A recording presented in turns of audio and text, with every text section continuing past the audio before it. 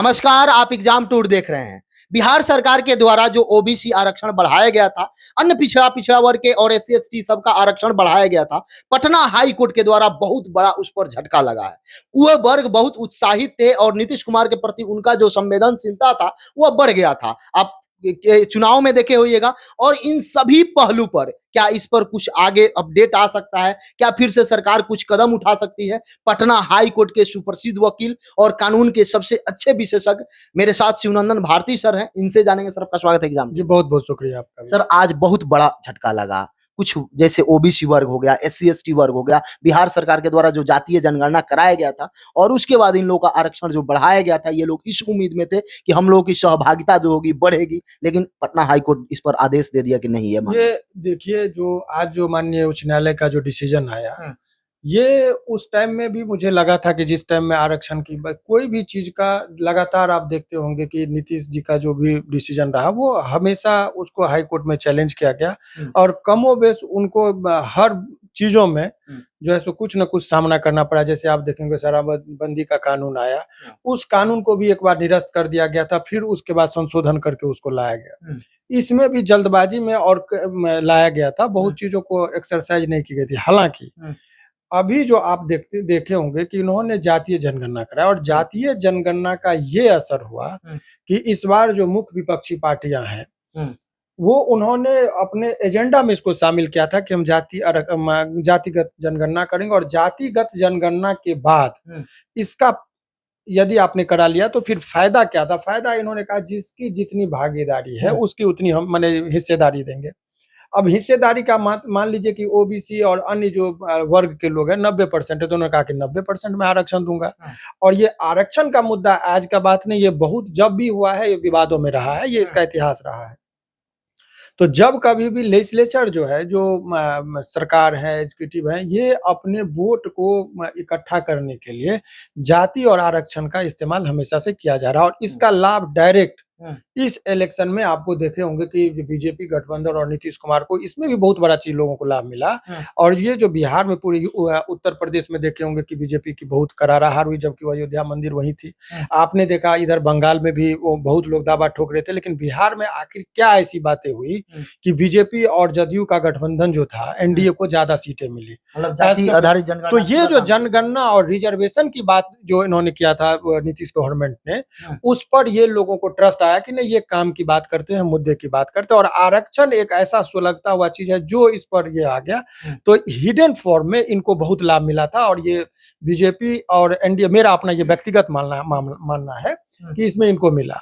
अब जो high court में जो चैलेंज किया गया, तो हाई कोर्ट में इन्होंने कहा कि आर्टिकल 16, 15 और 14 माने 14, 15 और 16 के ही संदर्भ में पूरी व्याख्या की गई और कहा कि आप 50% से आरक्षण को एक्सीड नहीं कर सकते एट एनी कॉस्ट, इसीलिए ये अल्ट्रा वायरस है, माने आप एक्सीड कर रहे हैं अपने पास। मात्र 499 रुपए में करें बिहार पुलिस भर्ती परीक्षा की पूरी तैयारी। जी हां, 45,000 से ज्यादा सीटों पर भर्ती परीक्षा आई है। ऑफिसर एकेडमी पूरी तैयारी कराएगा। पूरे विषय की लाइव क्लास मिलेगी, लाइव छूट जाएगा तो रिकॉर्डेड क्लास मिलेगा, टॉपिक वाइज नोट्स मिलेगा, जिन्हें आप डाउनलोड कर प्रिंट निकाल सकते हो। तो अभी शुरू कीजिए तैयारी हमारे साथ। डाउनलोड कीजिए तो ऑफिसर एकेडमी का ऐप, 499 रुपए में ऑफर प्राइस का लाभ उठाएं। बहुत बहुत धन्यवाद। को बहुत बेनिफिट मिला। देखिए, तो यही मैं कहना चाह रहा था उस टाइम में कि ये जो आरक्षण का मुद्दा था, इन्होंने नीतीश जी की गवर्नमेंट जब आई थी चुनावी एजेंडे से लेकर, उन्होंने यही कहा कि जो जातिगत जनगणना कराने के बाद इन्होंने कहा कि मैं जिसकी हिस्सेदारी मिलनी चाहिए उतनी मैं हिस्सेदार हूँ, जिसकी जितनी आबादी उतनी ही होगी सबकी हिस्सेदारी और हिस्सेदारी। तो हिस्सा की बात की, तो अब उसी को लाइट में रखते हुए उन्होंने कहा कि भाई सभी को मिला के 65% आरक्षण इन्होंने टोटल को मिला के उन्होंने दिया और बहुत इमीडिएटली इफेक्ट उन्होंने कहा। तो जितने भी, क्योंकि ये जो लोकतंत्र में आप जानते हैं कि वोट की राजनीति है और वोट की राजनीति में जितने भी आरक्षित वर्ग के लोग हैं, चाहे वो शेड्यूल कास्ट हो, ओबीसी हो, पिछड़ा वर्ग में हो, अति पिछड़ा हो, बहुत सारे लोगों को, तो उन लोगों ने बहुत ही उत्साह के साथ नीतीश जी पर ट्रस्ट करते हुए उनको ये इनाम के तौर पर इतना वोट दिया।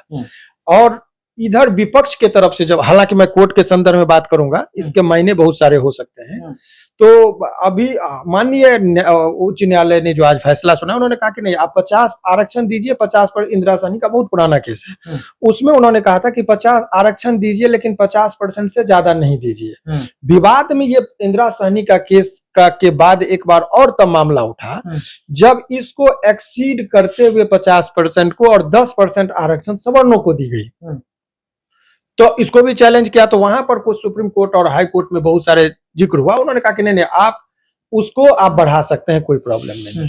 इसको कहाँ दिक्कत होगी? और इसमें उन्होंने कहा कि कैप जो है, यहाँ का जो दलील दिया गया जिस पर सहमति, उन्होंने कहा कि 50% इंदिरा सहनी के पैराग्राफ का भी जिक्र किया है कि उन्होंने बोला कि कुछ खास परिस्थितियां हैं, जिस परिस्थिति में ये जो 50% से ज्यादा आरक्षण आप देंगे उसको एक्सीड करेंगे, वो खास परिस्थिति में ये केस नहीं आता है। कोर्ट का यही मानना है। मतलब किया जा सकता है, किया तो जा ही सकता है। अभी देखा आपने कि जो सवर्णों की जब आरक्षण की बात हुई, जो 10% आरक्षण दिया गया, तो उसमें 50% से एक्सीड यानी 60% भी दिया जा सकता है, कोई प्रॉब्लम नहीं है। परंतु इसमें यदि उसको दिया जाएगा तो उस पर एक विवाद आया है, जिसको लेकर माननीय उच्च न्यायालय ने कहा कि नहीं, आप 50% से ज्यादा आरक्षण नहीं देंगे। और वो जो आपने आरक्षण नियमावली 2023 का जो संशोधन करके बिहार सरकार ने लाया था, उसको उन्होंने सेट असाइड माने निरस्त कर दिया, और यही चीज बात हुई। अब इसके राजनीतिक मायने क्या क्या हो सकते हैं, उस पर विवेचना यदि की जाएगी। तो अभी जो यहाँ बिहार के राजनीति के संदर्भ में, चूंकि ये बिहार में दिया गया था, तो इसके मायने बिहार में ही निकाले जाएंगे। तो अभी लोगों को, जो जितने भी आरक्षित वर्ग के लोग हैं, चाहे वो ओबीसी हो, ईबीसी हो, शेड्यूल कास्ट के लोग हों, इन लोगों को लगता है कि अब क्या हो सकता है, क्या ये अंतिम पैदान है। तो अब सरकार को, अभी हालांकि वो कोई जल्दबाजी में कुछ भी करना होगा, लेकिन सरकार के पास विकल्प के तौर पर ये बचा है कि वो चाहे तो वो सुप्रीम कोर्ट जा सकते हैं इस चीज को लेकर। सरकार की मजबूरी होगी वहां जाना, वो इसलिए कि विधानसभा का चुनाव है। लालू जी की पार्टी और तेजस्वी जी की पार्टी हमेशा कहती रही है कि बीजेपी आएगी तो आरक्षण खत्म होगा। तो ये कोर्ट के संदर्भ को वो प्रचारित करेंगे कि मैंने तो पहले ही कहा था कि बीजेपी की गवर्नमेंट आएगी और आरक्षण खत्म होगा। तो ये जो आरक्षण खत्म हुआ, तो इससे ये होगा कि नीतीश जी और जो एनडीए की जो सरकार है यहाँ पर, यदि यही अलायंस के साख पर होगा, इसीलिए प्रेशर में वो कोर्ट में मामला को लंबित जरूर मुझे लगता है कि वो सुप्रीम कोर्ट लेके जाएगा। अब देखिए, केस को करना और लड़ना और जीतना, ये महीने और स्ट्रेटजी की बात होती है। सरकार किस शिद्दत से इसको लेके जाती है सुप्रीम कोर्ट, कितना एनर्जी इस पर लगाती है, नियत क्या है। एक होता है फॉर्मेलिटी कि चलिए हमने केस कर दिया, पब्लिक को ये कर दिया। अब ये पूरे प्रकरण में हाई कोर्ट के डिसीजन के बाद यदि किसी के ऊपर दबाव है, तो वो अभी जो वर्तमान सरकार है, खास करके नीतीश जी का जो के ऊपर और इनकी पार्टी के ऊपर एक बहुत बड़ा सवालिया निशान होगा। लोग ये मानने को, चूंकि कॉमन पीपल ये मानने को तैयार नहीं होंगे कि हाई कोर्ट का डिसीजन है इसलिए आरक्षण खत्म हो गया। लोगों के बीच में ये अफवाहें फैलाई जाएगी कि हमने तो पहले, विपक्ष के पार्टी के लोग कहेंगे कि ये तो मैंने पहले ही कहा था कि भाई आरक्षण खत्म होगा, बीजेपी की गवर्नमेंट आई, आरक्षण खत्म करेगा। यही डर दिखाकर इसका ये हो सकता है राजनीतिक मायने, बड़े बड़े सिचुएशन में आपने देखे सरकार पलट जाती है। तो लोगों के बीच में यदि तेजस्वी जी या अपोजिशन के जो भी लीडर हैं, इस बात को ले जाने और लोगों को कन्विंस करने में यदि सफल हो जाएंगे कि देखिए हमने कहा था कि बीजेपी आएगी तो आपका जो है सो आरक्षण खत्म होगा, और देखिए आरक्षण खत्म हो गया, तो हो सकता है कि सारा का सारा चीज के लाभ उनको आरजेडी या जो विपक्ष के लोग होंगे उनको मिल सकता है। इसीलिए इस मुद्दे को, चुनावी मुद्दे, चूंकि विधानसभा का चुनाव अभी बहुत जल्द ही होने वाला है, तो मुझे नहीं लगता है कि सरकार इसमें कोई रिस्क लेगी, और मुझे लगता है कि वो सुप्रीम कोर्ट। अगर देखा जाए तो अभी जो केंद्र में सरकार है, गठबंधन की सरकार है, 9 शेड्यूल में यदि डाल दिया जाता है, चूंकि गठबंधन में नीतीश जी ही है, तो 9 बहुत अच्छा, ये आप चूंकि ये आपका एजुकेशन से रिलेटेड है, इसीलिए आरक्षण के मुद्दे पर कई बार जनरल कंपटीशन में क्वेश्चन भी आते हैं और लोगों को एक समझ भी होनी चाहिए। 9 शेड्यूल का जो टेक्निकल चीज है कि उसमें जो चीज दे दिया गया, देखिए जुडिशियल, ये आरक्षण का बात या इसको एक टर्म समझिए, जुडिशियल रिव्यू का पावर होता है। जुडिशियल रिव्यू का मतलब ये है कि कोई भी कानून बना, वो कानून के संगत है या बिहार माने भारत के संविधान के अकॉर्डिंग है या नहीं है, इस चीज का वो पैमाना को जांच करती है कोर्ट, उसको जुडिशियल रिव्यू करते हैं। आर्टिकल 13 में उसको पावर भी दिया गया है, सुप्रीम कोर्ट को भी और हाई कोर्ट को। तो जुडिशियल रिव्यू में कहा कि नहीं, ये जो आपने कानून बनाया है वो भारतीय संविधान के अनुकूल नहीं है, ये आप उसके वो जो फर्मा है, एक फ्रेम है, उससे बियॉन्ड जा रहे हैं, इसलिए हम इसको निरस्त कर रहे हैं, ऐसी बातें कही जाती है। तो इसमें भी यही बातें कही गई जो भारतीय संविधान की जो फर्मा के हिसाब से इन्होंने नापा। तो जो आर्टिकल 13 के अकॉर्डिंग यदि उसको आप नहीं कर सकते, यदि 9th शेड्यूल में कोई कानून बना के डाल देते हैं तो जुडिशियल रिव्यू का पावर बहुत हद तक उनका खत्म हो जाता है, कोर्ट का कोई शक्ति ही नहीं रह जाता है। तो सरकार की यदि मंसूबा है कि आरक्षण यदि बचा रहे, सही में कि वो चाह रही है कि वो एक्सीड करे जिसकी जितनी भागीदार बने संख्या है उसके हिसाब से यदि उनकी इतनी हिस्सेदारी देने की बातें कही जा रही है तो कानून बना के उनको 9th शेड्यूल में डाल देना चाहिए था। और उन्होंने बहुत ही लाइटली कि ठीक है देखिए अब क्या है कि विधानसभा का चुनाव है, कभी कभी राजनीतिक महीने भी होते हैं कि देखा कि भाई कोर्ट में देखते हैं, फिर से उसी मुद्दे पर यदि वोट लेना चाहे गवर्नमेंट तो उनके पास भी एक मुद्दा होता है कि नहीं हम इसको सुप्रीम कोर्ट ले जाएंगे, संशोधन करेंगे, ये करेंगे। तो सेम इशू पर ही यदि वो राजनीति करना चाहेंगे तो ऐसे परिस्थिति में वो अभी एडमिशन चल रहा है कई जगह, सरकारी नौकरी में भर्ती निकाली गई है, बीपीएससी TRE 3 भी होने वाला है, कई सारा एग्जाम अभी होने वाला है। आइए जो लागू हुआ था वो एडमिशन को लेकर, शैक्षणिक संस्थान में एडमिशन हो जाए या सरकारी नौकरी में हो जाए, तो क्या इससे अभी जो एग्जाम चलेंगे उस पर प्रभाव पड़ेगा? निश्चित तौर पर कभी भी जब मामला लंबित है और जब वो कानून ही निरस्त हो गया तो उस कानून के अनुसार किसी भी व्यक्ति को नहीं रखा जा सकता। अब एक प्रश्न ये है कि बिहार सरकार ने बहुत इमीडिएट इफेक्ट से उसको लागू करके बहुत सारे कंपटीशन में इस आरक्षण के आधार पर नौकरी भी दे दिया। अब उन लोगों को क्या फिर से रीशेड्यूल करना पड़ेगा कि नहीं करना पड़ेगा, इस पर जो है सो बहुत 87 पेज का जजमेंट है। तो उस पर अब जो है देखिएगा तो न्यायालय अभी साइलेंट, उन्होंने कहा कि ये कानून जो है सो आपका गलत था, निरस्त हम कर रहे हैं।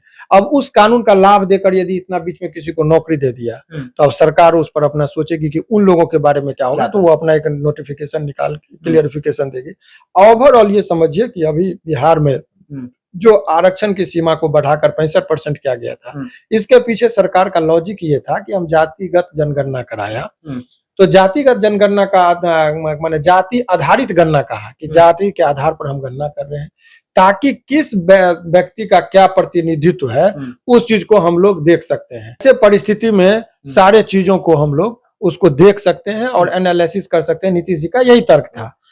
तो सुप्रीम कोर्ट का जो हवाला किया जा रहा है कि वहां 50% ही फिक्स है, क्या वो फिक्स नहीं? सरासर देखिए उसकी व्याख्या ऐसे नहीं की जा सकती है। यदि 50% का ही वो सारा चीज का वो रख देखा जाएगा तो ऐसे परिस्थिति में आप एक चीज आप देखिए कि यदि तो वो शेड्यूल बढ़ ही नहीं सकता है, शेड्यूल वो बढ़ ही नहीं सकता है।